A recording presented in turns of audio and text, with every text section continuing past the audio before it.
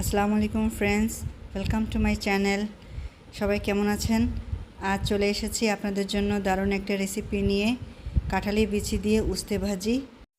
বন্ধুরা, উস্তে ভাজিতে যে উপকরণগুলো আমরা অ্যাড করব সেগুলো আগে থেকে আমি এখানে তৈরি করে রেখে দিয়েছি। সেটা হলো এখানে পরিমাণ মতন পেঁয়াজ কুচি, কিছু কাঁচা লঙ্কা, চিংড়ি মাছ আর কাঁঠালের বিচি ছুলকা ফেলিয়ে পরিষ্কার করে রেখে থেতলে দিয়েছি।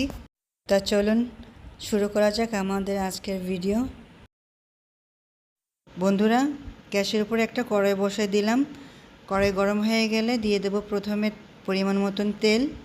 তেল গরম হয়ে গেলে আমরা দিয়ে দেব প্রথমে চিংড়ি মাছ। চিংড়ি মাছটা আমরা ভেজে নেব যতক্ষণ না হালকা ব্রাউন কালার হয়। তবে হ্যাঁ বন্ধুরা, চিংড়ি মাছটা যখন আপনারা ধুয়ে রেখে দেবেন তখন কিন্তু হালকা একটু হলুদ, একটু লবণ, একটু মরিচের গুঁড়ো দিয়ে রেখে দিবেন। এখন দিয়ে দেব পেঁয়াজ। পেঁয়াজটা দিয়ে ভালো করে ভেজে নিয়ে নেব।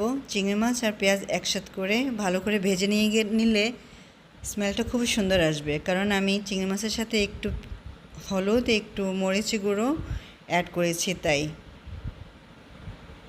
ভালো করে ভেজে নেওয়ার পরে আমি এখানে একটু লবণ দেব। লবণ দেওয়ার পরে আমি এখানে কাঁঠালি বিচি অ্যাড করব। কাঁঠালি বিচি ভালো করে পেঁয়াজের সাথে অনেকক্ষণ ভেজে নিয়ে নিতে হবে, যাতে কাঁঠালি বিচিটা সিদ্ধ হয়ে যায়। তারপরে ঢাকনা দিয়ে দেব অল্প আঁচে রেখে। কিছুক্ষণ পর পর এসে নাড়াচাড়া করে নিতে হবে, না হলে